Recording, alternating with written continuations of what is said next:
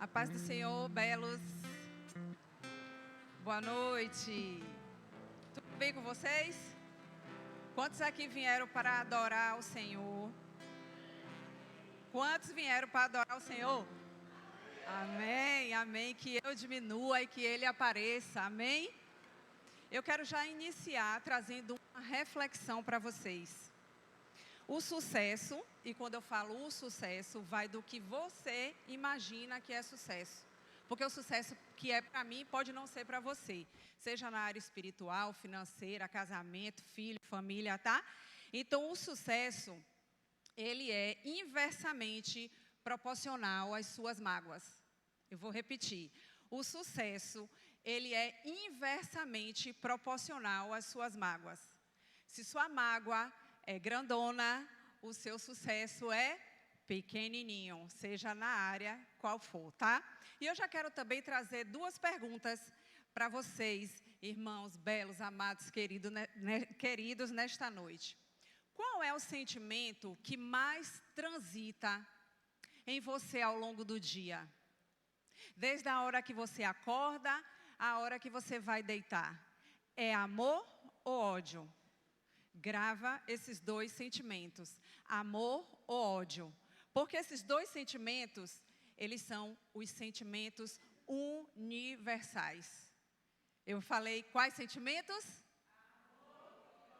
Ótimo. E quando eu falo qual é o sentimento que mais transita em você ao longo do dia, amor ou ódio, e eu falo amor próprio, como amor ao próximo, e também falo ódio de si mesmo, como também do próximo, ok? E além do sentimento, qual é a comunicação que trafega também com você ao longo do seu dia? É uma comunicação de amor ou é uma comunicação de ódio? Então, já fica com essas duas reflexões, essas duas perguntas, junto com a reflexão para esta noite, amém? Então, vamos abrir Mateus 27, 3.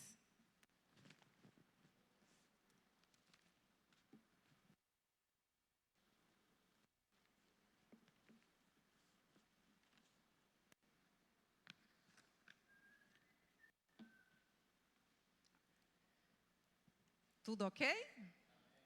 Então, vamos lá. Em Mateus 27, 3 diz: Então, Judas, o que o traiu, vendo que Jesus fora condenado, tocado de remorso, devolveu as 30 moedas de prata aos principais sacerdotes e aos anciãos. Amém? Podem sentar. Senhor, fala conosco nesta noite. Esse é o primeiro versículo, Pai amado, Pai querido, que o Senhor traz a revelação para nós. Senhor, abre todo entendimento. Abre, Senhor, mantém essas pessoas com a mente cativa aqui, meu Pai, em nome de Jesus. Me usa poderosamente nesta noite, Senhor, para trazer somente, tão somente o que o Senhor quer que seja dito aqui, Senhor. Abre os corações para que essas pessoas estejam abertas e saiam daqui transformadas pelo poder da Tua palavra, em nome de Jesus. Então, nesse versículo está dizendo para mim e para você que Judas, ele traiu Jesus. É um versículo bem conhecido, né? E entendendo que ele traiu Jesus, eu fico pensando, né? Falando de traição, de remorso, eu fico pensando quantas vidas, quantas pessoas, elas de repente, elas estão isoladas da sociedade, isoladas das pessoas, talvez até que elas gostam muito. E essas pessoas estão se sentindo sem amor. Essas pessoas talvez estejam se sentindo sem vida por cometer algo, por fazer algo, focada, tomada de remorso. E nesta noite eu quero convidar você, primeiramente, a abandonar o remorso da sua vida. Eu quero convidar você a liberar, primeiro, o auto-perdão. O perdão para você. Porque tanto eu como vocês, nós precisamos entender que nós erramos. Todos nós erramos. E eu gostaria que você até repetisse: eu vou errar. Porque na vida, nessa jornada, nós vamos errar.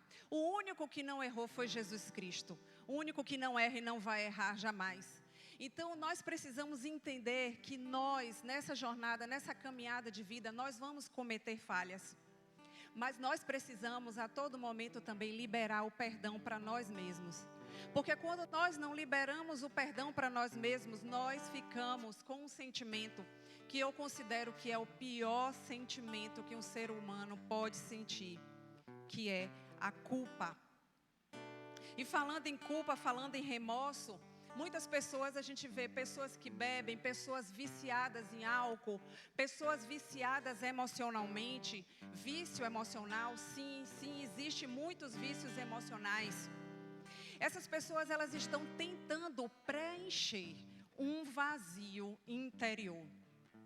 Aí elas vão buscar o álcool, vão buscar ao longo do dia. Se nós pararmos para analisar, que eu vou explicar aqui para vocês o que é um vício emocional. Se pararmos para analisar, talvez ao longo do nosso dia nós estejamos vivendo 80%, 90% os nossos vícios emocionais.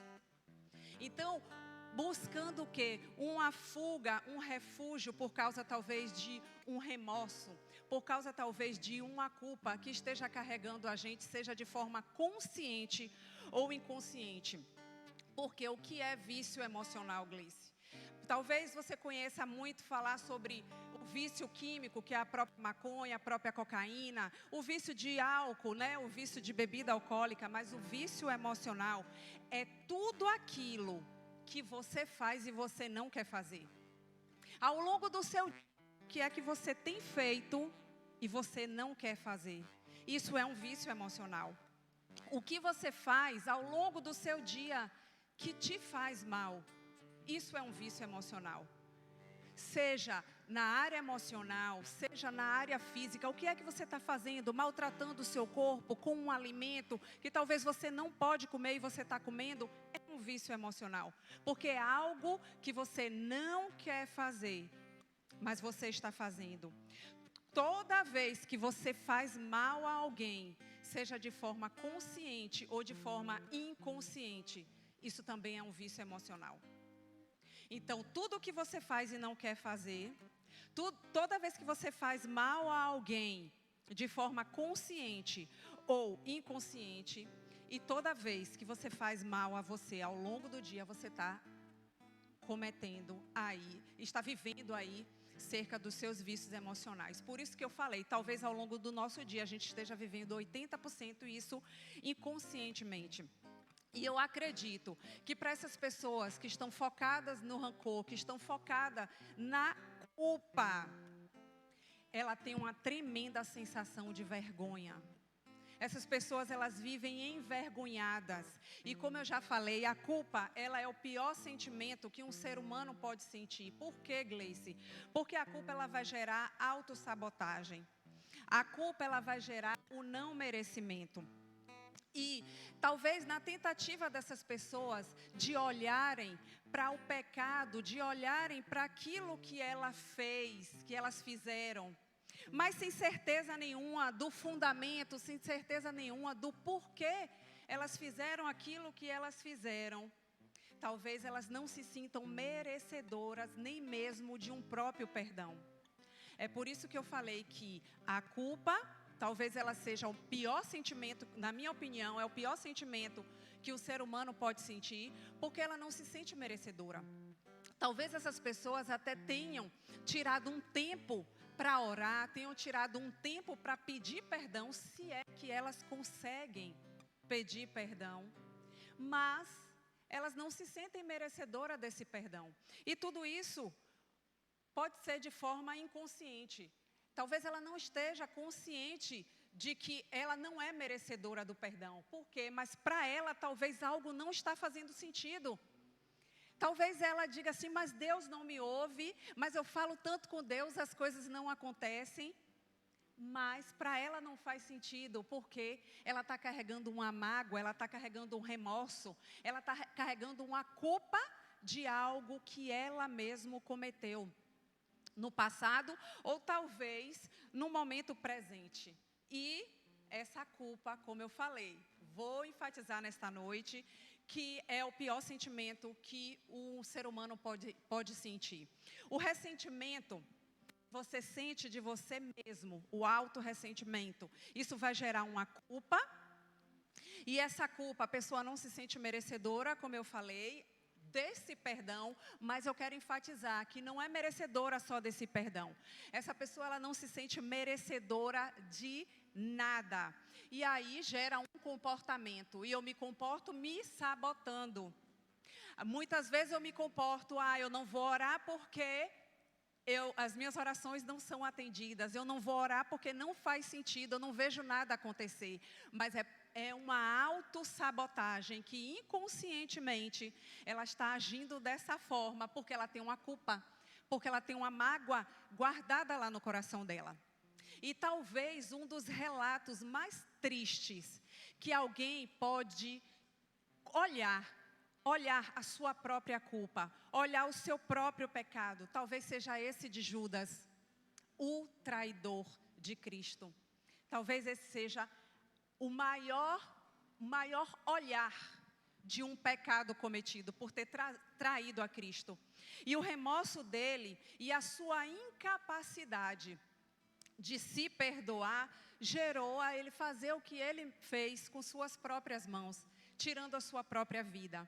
Então, por mais que tentamos, por mais que a gente busque sanar, liquidar esses nossos pecados, mas eu quero dizer para você que é o único que pode nos livrar completamente dos nossos pecados, das nossas culpas, é um Criador, é o nosso Salvador. Nós precisamos de um Salvador para estarmos livres completamente desses nossos pecados. Então, por nossa própria conta, não é o suficiente. Nós precisamos de Jesus. Então, que nesta noite você possa verdadeiramente olhar para você, pedir a direção de Jesus, pedir a direção do seu Criador, de Deus. E, Senhor, orar do fundo do teu coração. Senhor, eu quero me curar. Eu quero me perdoar. Eu quero me perdoar de todas as falhas que eu já cometi. Talvez tenha uma única coisa, talvez tenha um único pecado que ainda esteja te aprisionando até hoje. E eu convido você nesta noite para, de fato, você se alinhar a Deus, pedindo perdão, se perdoar. Porque não adianta a gente ficar falando somente de que você deve perdoar as pessoas. Mas você precisa liberar o perdão para você mesmo. Você precisa de um auto perdão. Você precisa se olhar no espelho e verdadeiramente estar em paz com aquela pessoa que você está olhando no espelho. Estar em paz com você e dizer, eu me perdoo, porque eu sou falha, e eu sei que eu vou errar, mas eu quero abrir aqui uma deixa para você, não é o eu sei que eu vou errar, que te dá uma liberdade de estar cometendo por aí erros, pecados, não, depois eu volto, me arrependo e peço perdão. Não é isso. É só entendendo que verdadeiramente nós somos falhos. Por mais que a gente não queira, em algum momento, a gente vai errar novamente. Nós não somos Jesus Cristo. Nós estamos em busca de cada vez mais estar próximos à imagem dele, à semelhança dele, mas não somos ele. Então, só existe um que pode tirar o meu pecado, só existe um que pode tirar o teu pecado. Então, se apega com ele nesta noite, esse é meu convite para você, e liberar o seu auto-perdão. E eu quero trocar também esse sentimento, quero convidar você a trocar esse sentimento de culpa, porque a culpa é o pior sentimento que o ser humano pode sentir. A culpa, ela vai gerar um comportamento de autossabotagem, porque você não se sente merecedora. Troca por autorresponsabilidade. Então, tira a culpa e passa a ter a autorresponsabilidade. E o que é autorresponsabilidade, Gleice? A autorresponsabilidade é a certeza absoluta de que eu sou a única responsável pelo que eu fiz, sou a única responsável pela vida que eu estou vivendo em função do que eu fiz. E isso é maravilhoso. Por quê? Porque isso até me conforta. Porque se eu sou a única responsável pelo erro que eu cometi, pelo pecado, Sou a única responsável por hoje estar vivendo como estou vivendo em função disso, logo eu sou a única que eu posso mudar. Olha aí. Então, a autorresponsabilidade sendo substituída pela culpa é mais leve. Isso não me gera falta de merecimento, isso não me gera autossabotagem. Muito pelo contrário, isso vai me levar a agir. Isso vai me levar na direção certa. Porque se eu sou responsável por ter feito isso, então o que é que eu vou fazer? Entender que todos nós falhamos e isso vai me permitir seguir sem carregar o peso de um pecado. Então eu assumo a autorresponsabilidade, confesso a Deus os meus pecados. Ok, eu errei, eu estou assumindo a minha autorresponsabilidade. Eu fiz isso, eu pequei, eu desagradei a Deus. Ok, eu assumo, fui eu fiz isso. Confesso a Deus os meus pecados. E a palavra nos fala que nós somos perdoados. Só que Deus, Ele deixou o perdão para nós, Ele nos perdoa. Jesus morreu na cruz, é só você olhar para a cruz e você vai se lembrar o tempo inteiro. Jesus morreu na cruz para perdoar os nossos pecados, para que a gente tenha relacionamento com Deus, mas também para que a gente possa perdoar outras pessoas. Amém? Então, todos nós falhamos e o que nos permite seguir é, de fato, se a gente trocar a culpa por autorresponsabilidade e confessar os nossos pecados ao Senhor e se perdoar, pedir perdão, abandonar o remorso e abandonar a culpa. Seja compassivo com você, seja compassiva com você. Aceite que você errou. Entenda e que nós estamos aqui para assumir a nossa vulnerabilidade. Porque quando eu assumo a vulnerabilidade, eu mudo. Quando eu não assumo a vulnerabilidade, eu não mudo. Eu quero convidar você agora para abrir João 13, 15. Aí mesmo, o mesmo livro. Ah, não, é João, Mateus é depois. João 13, 15.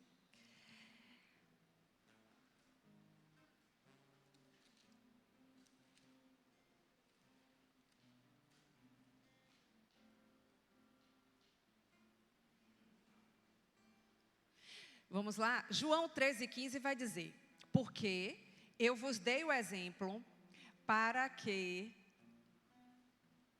como eu vos fiz, façais vós também. O que isso aqui está dizendo para mim e para você? Sinceramente, quando alguém te fere, quando alguém te magoa, quando alguém te engana, quando alguém faz algo que você não gosta, você tem dificuldade de perdoar? Eu acredito que a maioria das pessoas tem dificuldade de perdoar, não é verdade? Qual é o diálogo interno que você trava com você mesmo nesses momentos em que alguém fez algo com você e você fica entre perdoar e não perdoar? Qual é o diálogo interno? O que é que você conversa com você mesmo? O que é que você fala da pessoa? Eu acredito que seja uma tormenta, não? Eu acredito que a sua alma, ela fica em conflito. E nós estamos falando de derrubar gigantes da alma. E nós precisamos entender que nós estamos aqui, de fato, para derrubar mais um gigante. Para liberar o perdão. O perdão a mim e o perdão ao outro. Na Bíblia, Pedro, ele conta... Não é isso que eu quero falar agora não. Já eu chego lá. Eu quero falar uma coisa para vocês, o seguinte. Todas as vezes, a maioria das pessoas que eu atendo, a maioria das pessoas que eu converso, a maioria das pessoas que a gente até mesmo, eu sempre tive essa facilidade de estar num ambiente, numa festa, alguma coisa assim, a pessoa chegar e começar a conversar comigo e falar muita coisa da vida dela. Desde cedo, eu sempre tive essa facilidade. E a maioria das vezes que as pessoas vêm conversar comigo, a maioria dos problemas estão na falta do perdão. A maioria das vezes são problemas que envolvem o perdoar o próximo, o perdoar a si mesmo. É uma cadeia. E aí a gente precisa entender o seguinte: eu não acredito naquele perdão Muitas vidas, ao longo dessa jornada, eu já vi arruinadas, eu já vi muitas vidas arruinadas, muitos casamentos arruinados, estacionados, por causa dessa falta de perdão. E eu não acredito num perdão fácil, um perdão, vamos dizer assim, barato. Eu não acredito nisso, porque muitas vezes as pessoas elas estão com um sorriso amarelo. Tá, eu perdoo, não é verdade? Quantas vezes a gente até não falou, não pronunciou, tá certo, eu te perdoo. Ou já ouviu de outras pessoas, tá, eu te perdoo, mas num sorriso amarelo.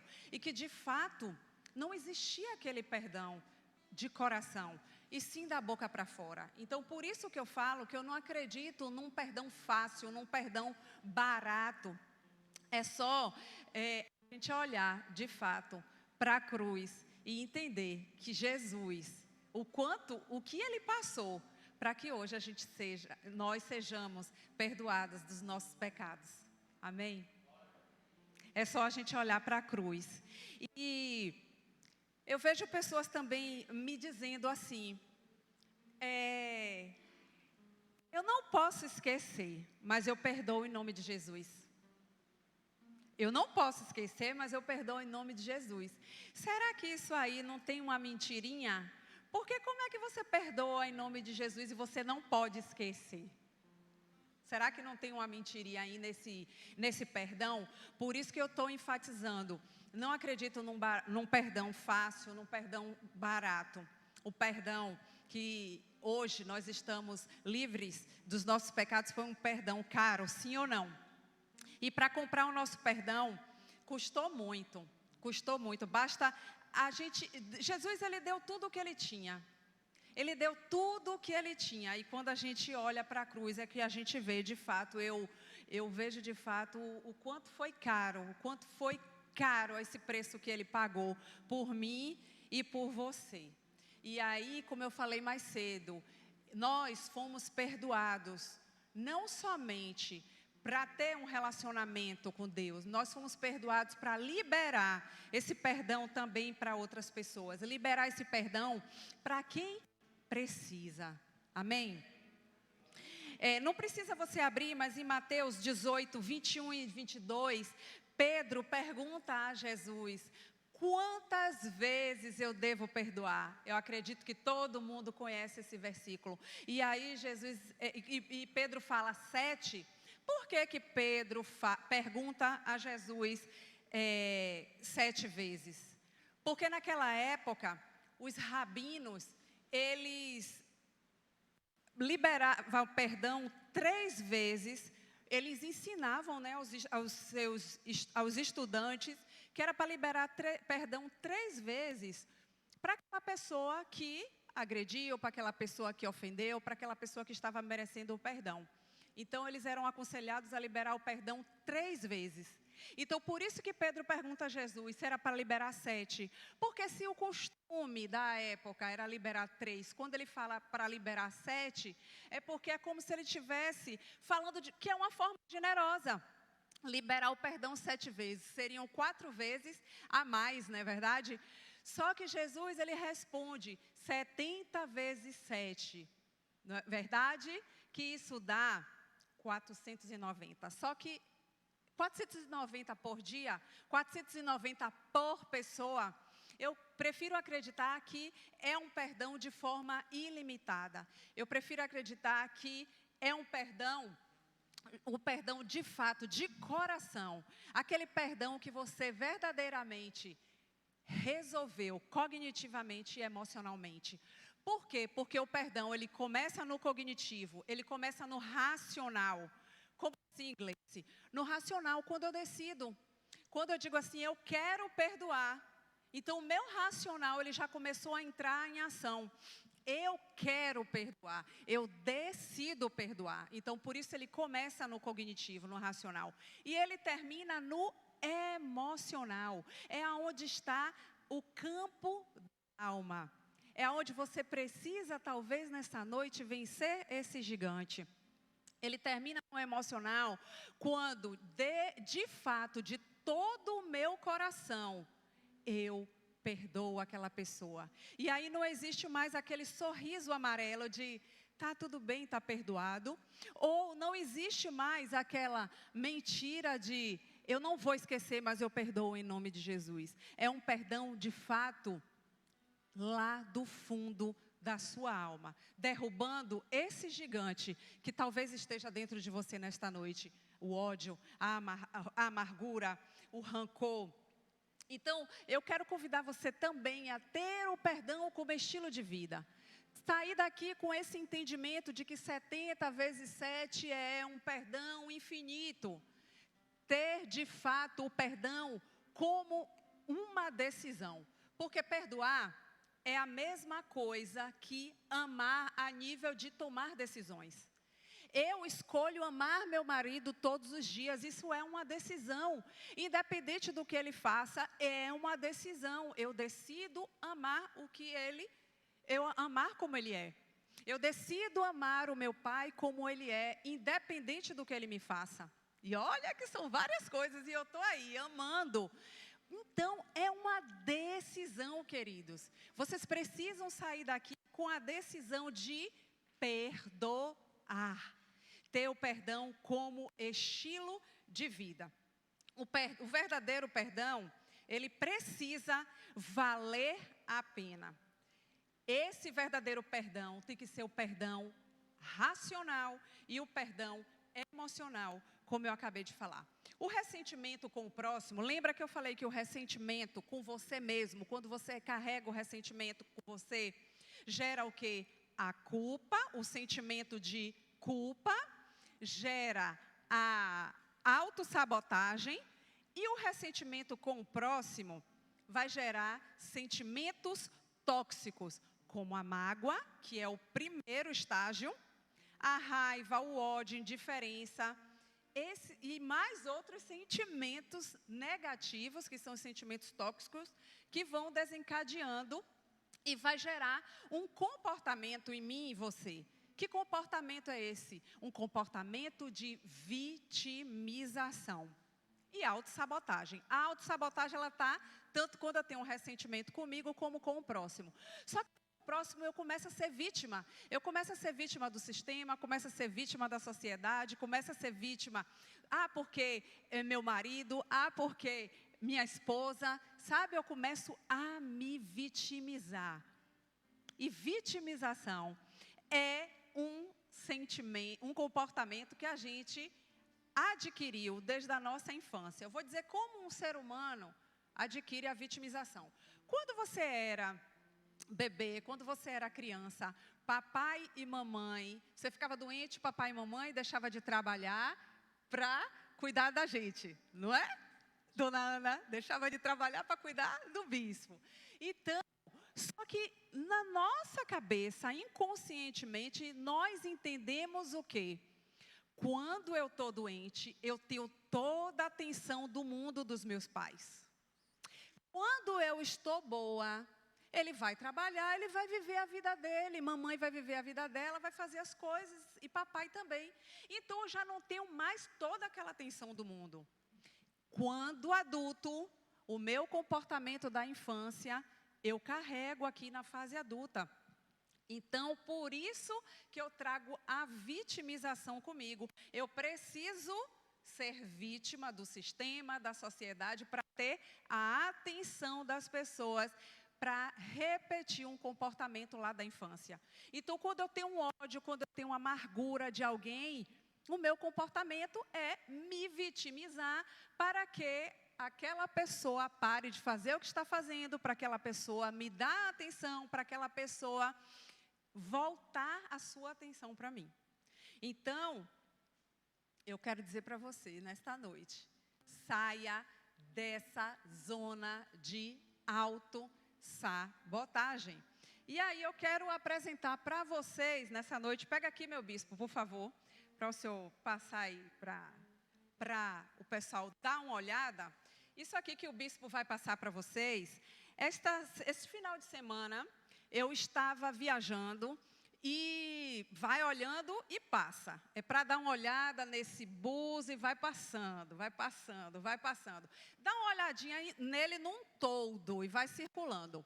Eu estava viajando esse final de semana E o Senhor ministrou no meu coração em relação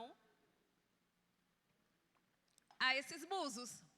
Eu estava catando pedra, catando búzios, que eu gosto muito, né? Gosto muito das coisas do mar. E aí, quando eu peguei esse búziozinho, andando mais um pouquinho, ele me deu um outro parecido. Aí eu falei, Senhor, o que é que o Senhor está querendo falar comigo? É muito importante a gente estar de fato, a gente ouve muitas ministrações aqui que a gente precisa estar em espírito, que a gente precisa andar em espírito, né? E não na carne.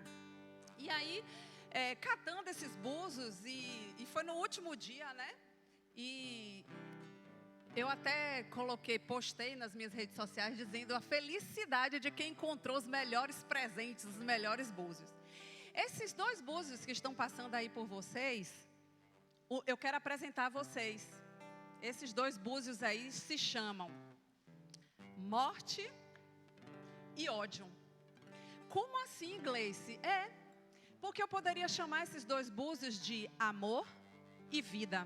Mas quem já teve a oportunidade de pegar nele, viu que tem uma pedrinha pequena obstruindo a passagem, né? Dentro desse buzo havia vida. Todo mundo sabe que existe aquele bichinho lá, que eu não sei nem o nome, dentro do buzo, né? Um molusco dentro do buzo. Então existia vida aí dentro. Será que não existe vida em mim e em você antes desta obstrução? Essa obstrução, essa pedrinha aí, é o não perdão. É a falta de perdão que você precisa, talvez, nessa noite liberar. Liberar para você ou liberar para alguém. E conversando com Deus, eu, Senhor, como é o nome disso aqui? Eu vou dar que nome é isso aqui? E aí foi que me veio. Eu falei, mas é forte demais, Senhor. É morte e é raiva, é ódio. É morte e ódio, morte e ódio. É isso mesmo, Gleice, é ao contrário de amor e vida. Porque lembra que no começo eu falei para vocês dos 2 sentimentos universais? Quais são os 2 sentimentos universais que eu falei com vocês? Amor e ódio. Então você está ou no amor ou você está no ódio. Você está em Deus ou você está onde? Quando você tem um sentimento de ódio. Você está em vida ou você está em morte? Forte, né? Foi forte para mim também quando chegou. E é por isso que eu falei a vocês que é muito importante a gente estar realmente andando em espírito, para a gente poder entender e pegar, porque Deus está falando com a gente o tempo inteiro. Deus fala com a gente o tempo todo. E os níveis de ressentimento, como eu falei, primeiro é mágoa, depois rancor, depois ódio, ou depois raiva e por último o ódio. O ódio é o 4º nível de ressentimento. Então trabalhe primeiro a mágoa. Gerou um desconforto com alguém, trabalha logo a mágoa imediatamente. Para quê? Para que não gere rancor, raiva e ódio. Teve um desconforto, seja lá com quem for, trabalha de imediato. Até mesmo com você. Esses dias eu fiz algo que eu mesmo não gostei. E eu falei assim, Senhor, eu me perdoo. Eu me perdoo. Primeiro eu me perdoo.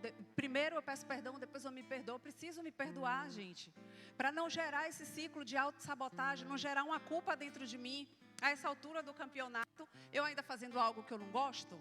Mas lembra que eu falei, nós vamos errar? Tá tudo bem. Então eu quero falar para vocês uma historinha de 2 senhores. 2 senhores, eles estavam andando e na cidade onde eles moravam, homem não poderia de jeito nenhum, de hipótese alguma, encostar numa mulher. Não poderia triscar, não poderia fazer nada. E eles estavam andando, e quando eles passaram pelo rio, tinha uma mulher se afogando. Aí eles olharam um para o outro, a mulher pedindo socorro, um foi lá, pegou a mulher e o outro falando um monte de coisa, mas a gente não pode tocar em mulher. E ele foi lá, pegou a mulher, carregou, trouxe a mulher para a margem do rio, colocou no chão, prestou todos os socorros e foi embora. E o outro que estava com ele, os dois continuaram andando para o seu destino. O que estava com ele o tempo inteiro falando no ouvido dele: mas você é mau, você carregou aquela mulher, você sabe que não podia. Falando o tempo inteiro. Eles dormiram e quando acordaram, ele já acordou com o outro no ouvido, falando a mesma coisa, que ele era mau, que ele carregou aquela mulher, que ele era mau, que ele era mau. Ele olhou para esse amigo e falou: deixa eu te falar uma coisa, quem está carregando aquela mulher até agora é você, porque eu não sei do que você está falando. E aí eu quero perguntar para você, o que é que você está carregando até agora? Quem é? Que peso é esse que está nas suas costas? Que você está carregando até agora, que você simplesmente não fez o que tinha que ser feito e largou lá na beira do rio. O que é que você está carregando? Que pedra é essa que está aí, obstruindo a saída do teu búzio para que gere vida, para que gere o amor? O que é que você está precisando jogar fora? Lembra que eu perguntei sentimento de amor e ódio? Porque se o sentimento que está perdurando em você ao longo do dia, se ele é o ódio, você tem um comportamento de vítima ao longo do dia. A sua mentalidade é de escassez, porque quem tem ódio, ela é vítima do sistema, da sociedade, ela é escassa. A sua atitude é de não autorresponsabilidade. Eu não me sinto autorresponsável por nada. Logo, eu não erro. Se eu tenho um sentimento de ódio o tempo inteiro comigo, eu que não erro, outra que erra. Eu não peço ajuda, eu não reconheço que eu errei e eu não mudo. Se você está a maior parte do seu tempo carregando ódio, esse é o resultado. Mas se na maior parte do seu tempo você está carregando o amor, você tem um comportamento de vitória ao longo do seu dia. Você tem um comportamento de vitória e uma mentalidade de abundância. E aí você tem uma atitude de autorresponsabilidade. Lembra que eu falei? Você é o único responsável. Logo, você pode mudar. Você é uma pessoa verdadeira, você busca ajuda, você pede perdão, você não é autossuficiente e você muda. Se você está transitando em amor, o seu comportamento é de vitória. Essa semana, a minha inquilina, né, da minha casa de aluguel, ela alugou minha casa, eu fiz um contrato e eu errei. Por quê? Porque eu fiz um contrato, assinei, dei para ela assinar e reconhecer firma. Antes dela assinar e reconhecer firma, eu entreguei o contrato junto com a chave. Ou seja, ela teve acesso à chave e ao contrato. E eu confiei que ela ia levar o contrato para assinar e reconhecer firma. E estava viajando, esqueci o celular aqui. Quando eu cheguei, eu já vi que ela tinha colocado uma mensagem dizendo que ia sair da minha casa. Ou seja, quando eu consegui falar com ela foi na segunda, que eu cheguei de viagem, ela já tinha saído da minha casa desde sábado.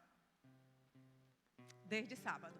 Ou seja, eu fiz um contrato de 1 ano, eu perdi de alugar para outras pessoas, mas a autorresponsabilidade é minha, eu errei. Isso serviu de exemplo, eu só entrego a chave com o contrato assinado. E eu falei para ela, ok, você me deixou numa situação, porque você alugou o contrato de 1 ano, você me deixou numa situação que eu deixei de alugar para outras pessoas, mas está tudo bem, todas as coisas cooperam para aqueles que amam a Deus e vivem segundo o seu propósito. Tenha uma excelente moradia na nova casa que você vai morar e tudo de bom para vocês. Como é que eu faço para pegar a chave contigo? É um comportamento de vitória, porque você vive em amor. Sempre foi assim? Não. Se fosse uma outra época, eu esbravejava, mas é Deus que transforma os nossos corações. Amém? Então, é nele que você vai se apegar para viver exatamente uma vida de manhã à noite em amor, em tudo que fizeres para vocês. Sabe por quê? Porque o meu convite, carregue no teu coração. Todas as coisas cooperam para o bem daqueles que amam a Deus. Às vezes você pensa que é uma bênção mas vai ser uma maldição.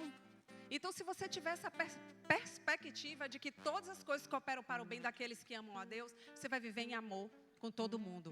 Não vai existir essa pedra, tá bom?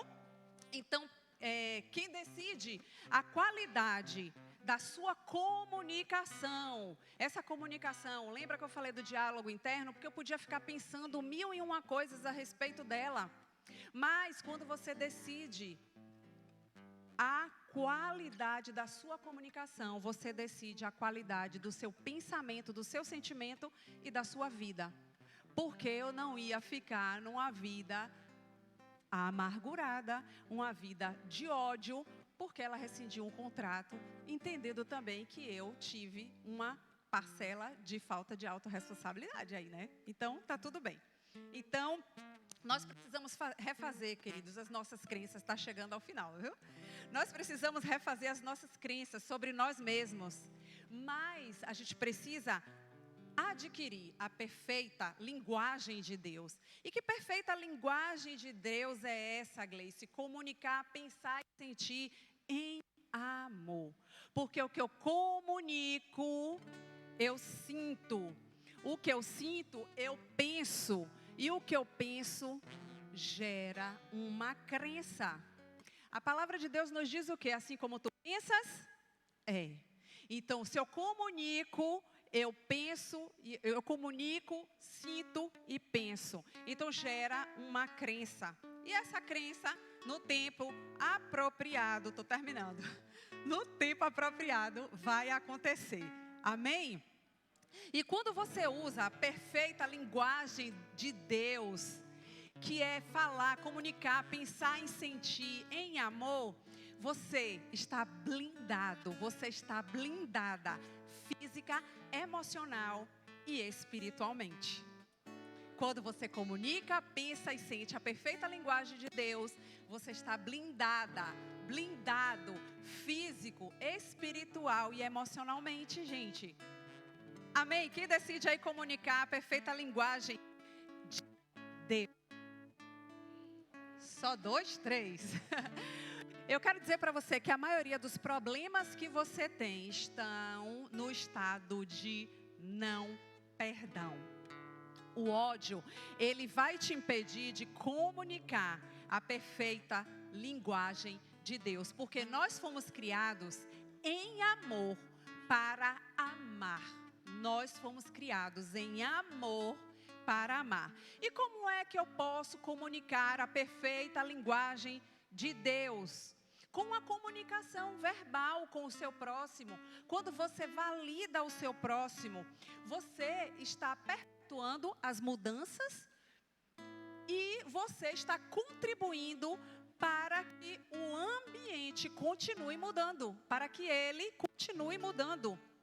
Essa é a primeira forma, comunicando verbalmente, você validando o seu próximo. Segundo, é uma comunicação transcendental. Quando você está no momento presente, ouvindo aquela pessoa, ouvindo com os olhos mesmo, sabe? De você olhar, é ouvindo com os olhos, de você olhar para aquela pessoa, tirar todo o lixo da sua mente e dar atenção total, focada ali no momento presente para ela, você está comunicando amor.